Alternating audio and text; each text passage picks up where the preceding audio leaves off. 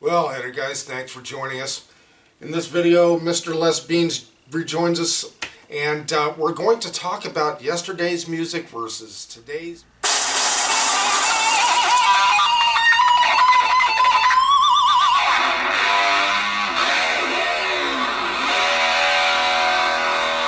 Well, hey guys, welcome to Rock Hard Riffs. This is the guitar channel for the self-taught. That's right, Mr. Les Beans joins us, and we'll discuss yesterday's music versus today's, for a lack of a better way to put it.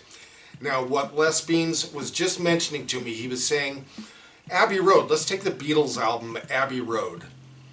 How would it do today? How would it chart? What would happen? And so I asked him, who is it up against today? Who's, not that it's against, but who else is charting? What's trending? What's big? What's big? Well, I don't listen to a whole lot of like poppy music, but you know, Taylor Swift is pretty big still, and Ed Sheeran, but it would also be up against a lot of rap music. Right. So is rap mainstream now? Very much. Or hip hop? So. Rap. Hip hop. Hip It's hop. still mainstream. I would say it's more rap now. I mean, there's a lot of Spanish influence now in music well, today. I heard that there was like Jamaican at one time too. A little hip-hop. bit. Maybe in like the 2000s and a little bit after that. Yeah, there was. But now, there's a lot of Spanish influence. There's a lot of. So there's no monsters out there, so to speak. See, what I was suggesting to Les Beans is that I was asking this, like, what would they be up against? Yeah.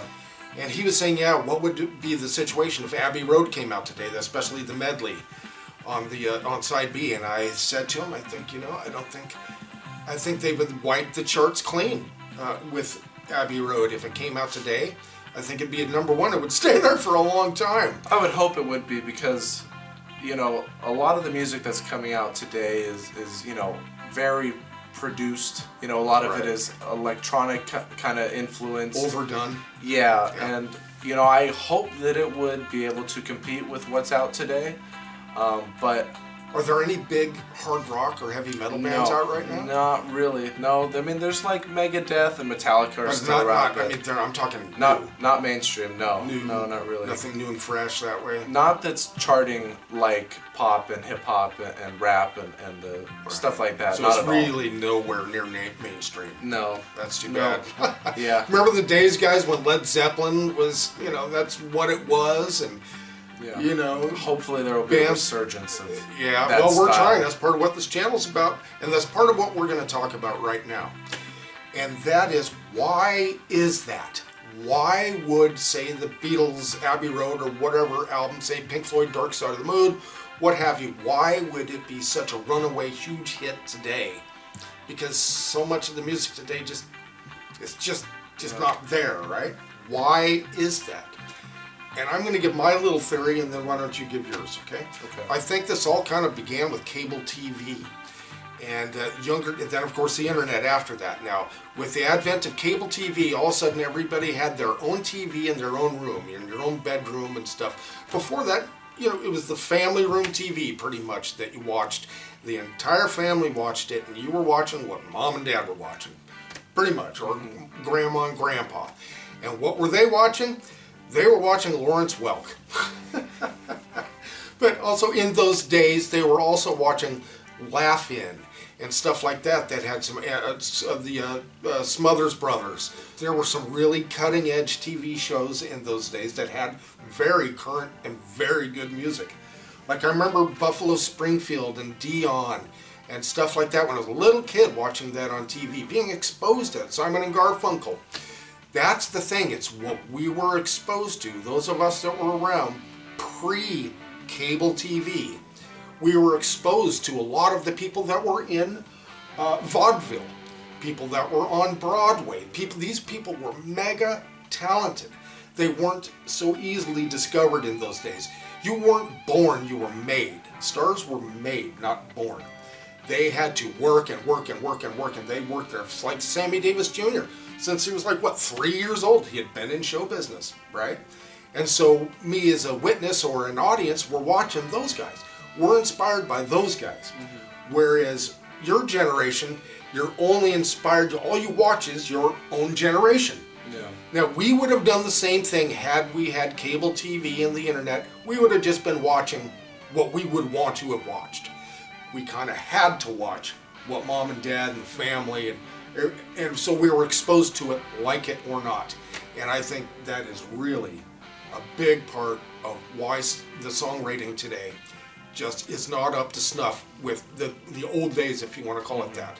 People of my generation and a little bit younger, but primarily older, were exposed to more classical music, more gospel type music. The radio had all kinds of different musics, types of music that you could hear. You were exposed to all kinds.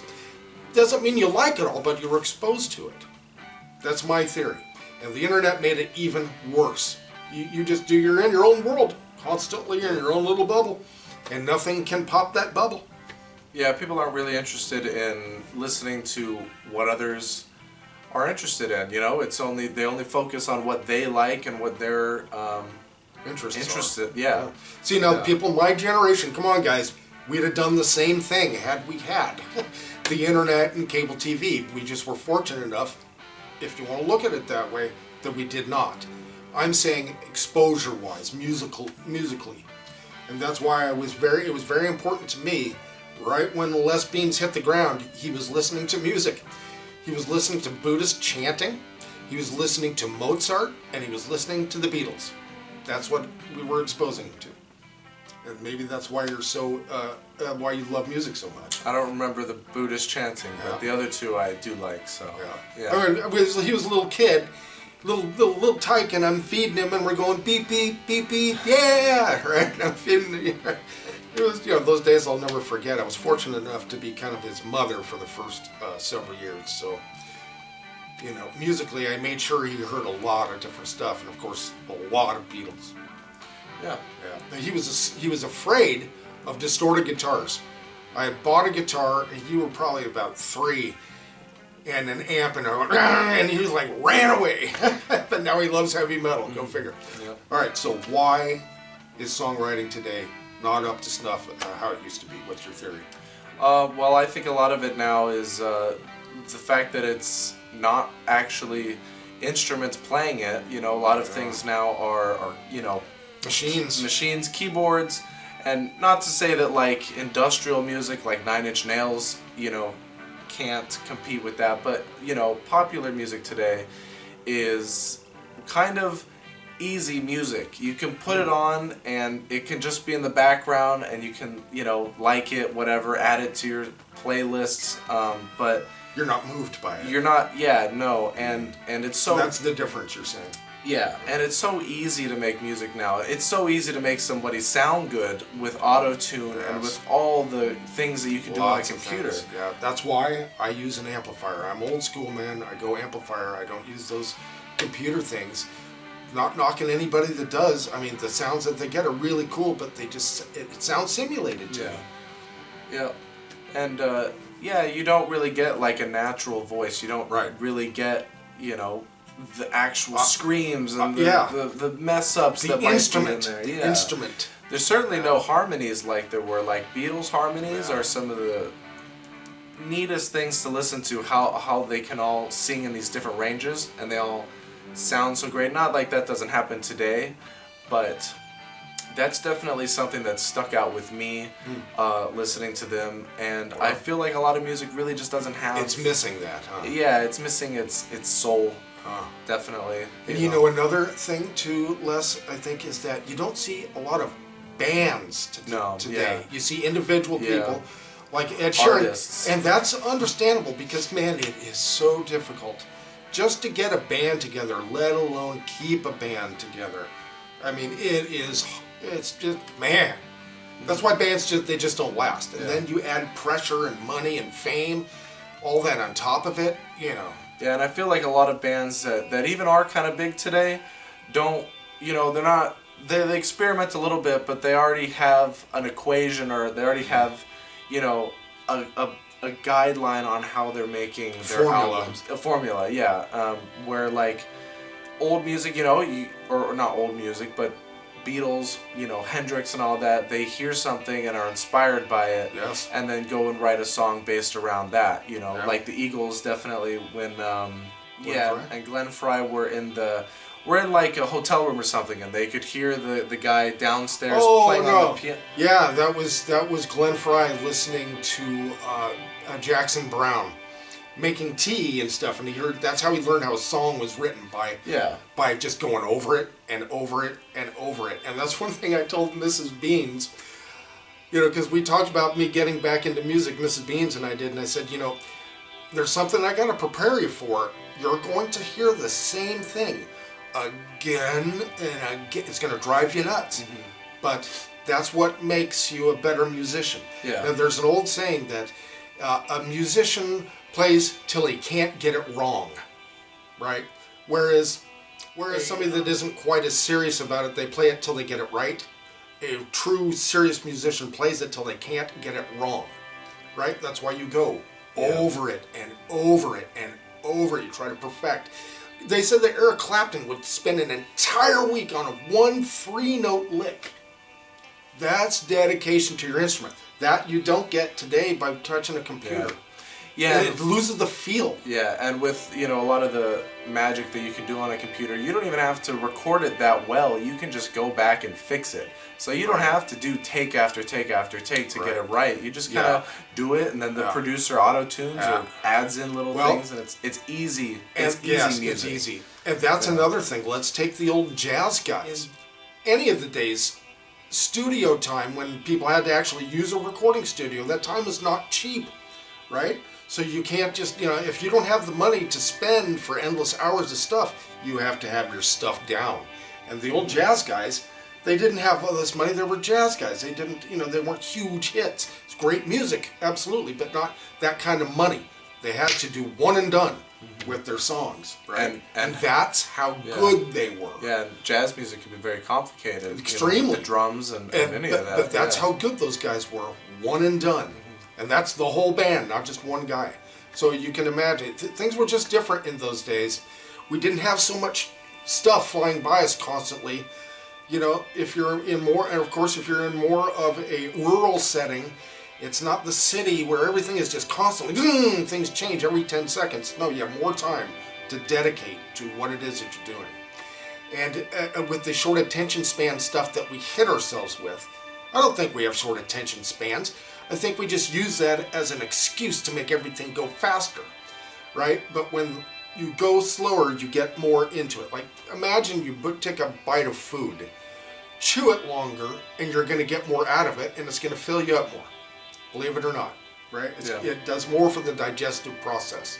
Just like the more time you take with music and apply yourself, the more you're going to get out of it. I think is the bottom line. And even listening to music, like if you listen to a whole album, it gives you a different perspective on the songs than if you just listen to singles over and over and over again. Yeah, depending. I feel like you taste the flavor more when you listen to a whole album than just... Hopefully the whole album is good, though.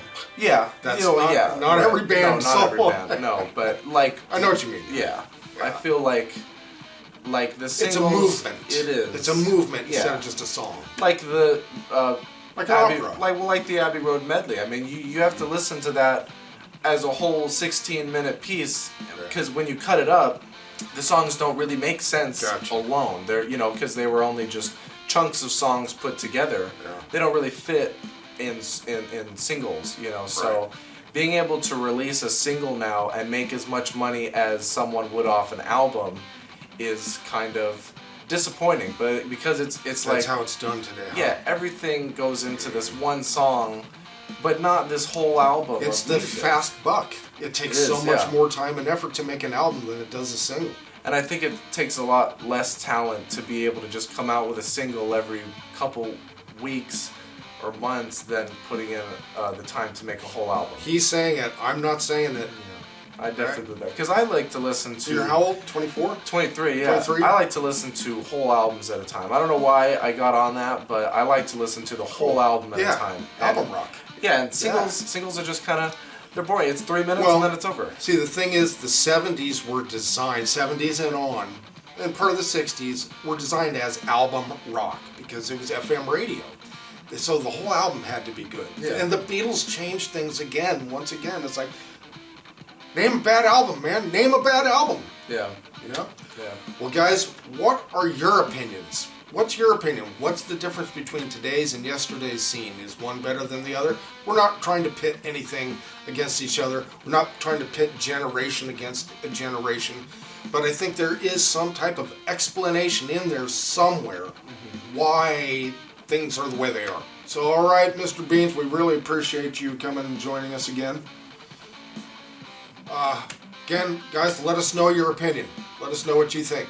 Thanks for joining us. We'll see you Next video.